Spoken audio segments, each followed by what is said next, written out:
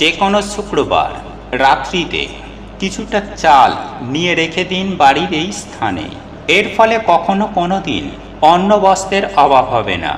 হ্যাঁ বন্ধুরা, আমি আপনাদের সুনিশ্চিতভাবে বলতে পারি যে আপনারা যদি এই উপায় বা ক্রিয়াটি যে কোনো শুক্রবারে একবার এক মুঠো চাল নিয়ে করতে পারেন, তাহলে আপনাদের জীবন থেকে আর্থিক সমস্যা অনেকাংশেই দূরীভূত হবে। ঠিক তেমনই মা লক্ষ্মীর আশীর্বাদও কি পায় আপনারই সংসারে সদা সর্বদাই সুখ শান্তি সমৃদ্ধি বিপুল পরিমাণে বজায় থাকবে।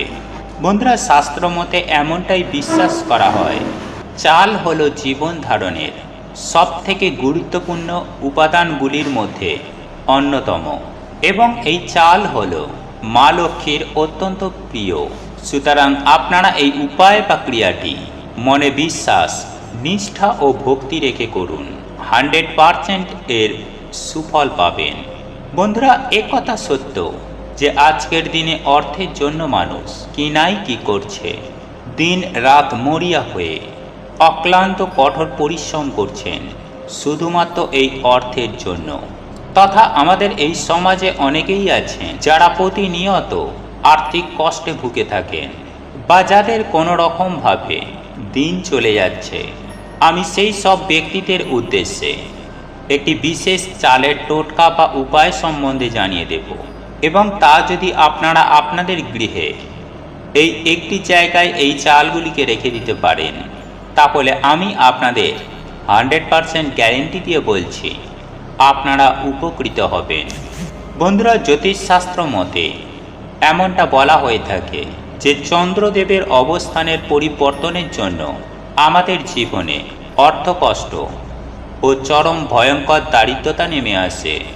বন্ধুরা, চন্দ্রদেব রুষ্ট হলে মনে শান্তি থাকে না, সেই পরিবারে চরম ভয়ঙ্কর অশান্তি কলহের সৃষ্টি হয়, সেই সঙ্গে ভয়ঙ্কর আর্থিক কষ্ট শুরু হয়ে যায়।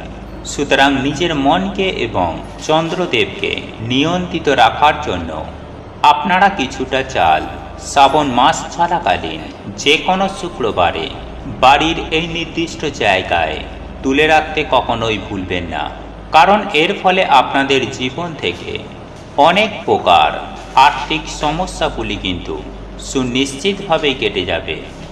বন্ধুরা, আপনি কি এটা জানেন যে এই চাল এমন একটি দ্রব্য, এই জিনিসটি ফুরিয়ে যেতে দিতে নেই।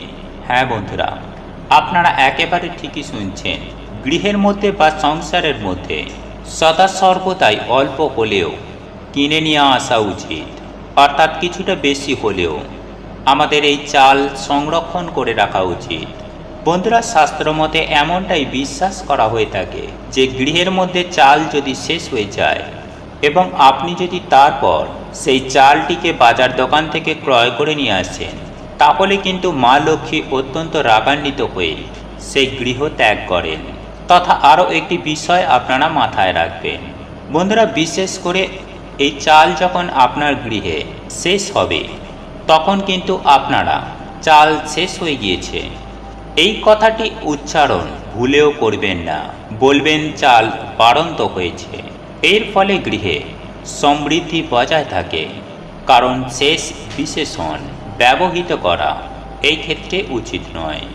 তাই আজ আমি আমার এই ভিডিওটির মাধ্যমে যে উপায় বা ক্রিয়াটির কথা বলবো, সেটি যদি আপনারা একবার প্রয়োগ করেন, তাহলে আমি আপনাদের 100% সুনিশ্চিতভাবে বলতে পারি যে আপনাদের জীবনে পরিবর্তন অবশ্যই ঘটবে এবং অপার অখণ্ড সৌভাগ্যের অধিকারী হবেন। ঠিক তেমনই এই উপায় বা ক্রিয়াটির ফলে মা লক্ষ্মী আপনার প্রতি এতটাই প্রসন্ন হবেন যে আপনার জীবনে সদা সর্বদাই আশীর্বাদ আপনার ওপর থাকবে এবং উনি কৃপা বর্ষণ করবেন।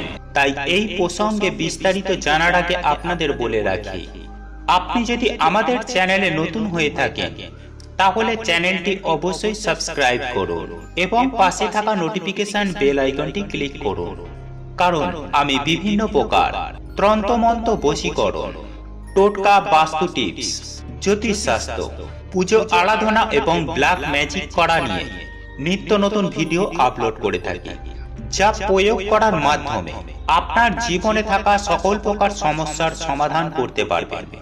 চলুন এইবার মূল আলোচনায় প্রবেশ করা যাক। তবে আপনারা যদি মা লক্ষ্মীর আশীর্বাদ ও কৃপায় নিজেদের জীবনের সুখ শান্তি সমৃদ্ধিকে ধরে রাখতে চান, তাহলে জয় মা লক্ষ্মীর জয় লিখে কমেন্ট অবশ্যই করবেন। বন্ধুরা, আমি সবার প্রথমেই আপনাদেরকে জানিয়ে দেব যে আপনারা যদি কোনো গরিব দুঃখী দুস্থ অসহায় মানুষদের সামান্য চাল দিয়ে সাহায্য করতে পারেন, তাহলে কিন্তু আপনারা অত্যন্ত পুণ্য অর্জন করতে পারবেন।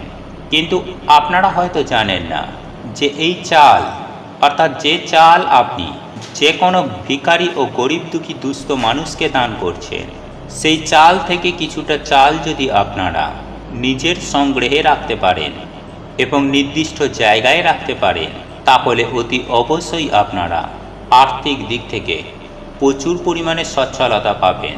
বন্ধুরা, আমি আপনাদের স্টেপ বাই স্টেপ আপনাদের জানিয়ে দিচ্ছি যে কিভাবে আপনারা এই উপায় বা ক্রিয়াটি পালন করবেন।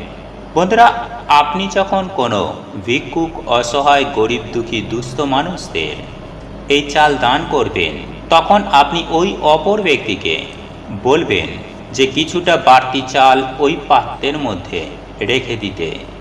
এরপর আপনার কাজ হলো আপনি সেই চালগুলিকে নিয়ে একটি হলুদ কাপড়ের মধ্যে মুড়ে আপনি মা লক্ষ্মীর চরণে সেটিকে রেখে দেবেন। হ্যাঁ বন্ধুরা, শুক্রবার দিন আপনি সন্ধ্যাবেলায় মা লক্ষ্মীর পুজো আরাধনা করবেন এবং সারাটা দিন মায়ের চরণে সেই চালগুলিকে রেখে দেবেন।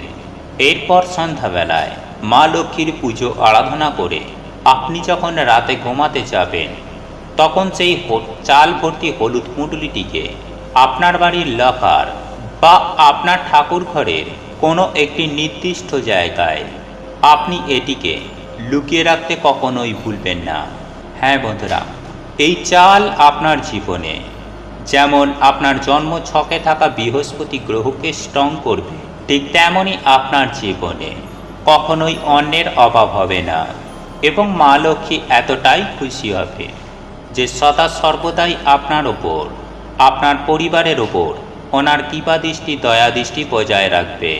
তবে বন্ধুরা, এই চাল দান করার ক্ষেত্রে একটি বিষয় মাথায় রাখতে হবে, আর তা হলো বন্ধুরা, এই দান আপনারা সূর্য থাকাকালীন করবেন, কারণ সূর্য ডোবার পর এই চাল দান করা একেবারেই অশুভ। তাই এই বিষয়টি অতি অবশ্যই মাথায় রাখবেন। তাহলে আপনাদের আর্থিক ভাগ্য যেমন প্রচুর পরিমাণে বৃদ্ধি পাবে, ঠিক তেমনই মা লক্ষ্মীর আশীর্বাদ ও কৃপায় আপনাদের পরিবারে সুখ শান্তি সমৃদ্ধি বজায় থাকবে। বন্ধুরা, আপনাদের এই ভিডিওটি যদি পছন্দ হয়ে থাকে, তাহলে ভিডিওটি লাইক করুন, কমেন্ট করুন এবং বন্ধুদের সাথে শেয়ার অবশ্যই করুন। মনে রাখবেন, আপনার একটি শেয়ার অনেক মানুষকে উপকৃত করতে পারে।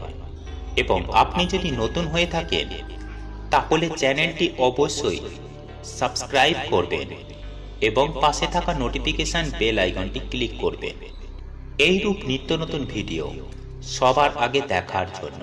ঈশ্বর আপনার মঙ্গল করুক। আপনি সুস্থ থাকুন, ভালো থাকুন।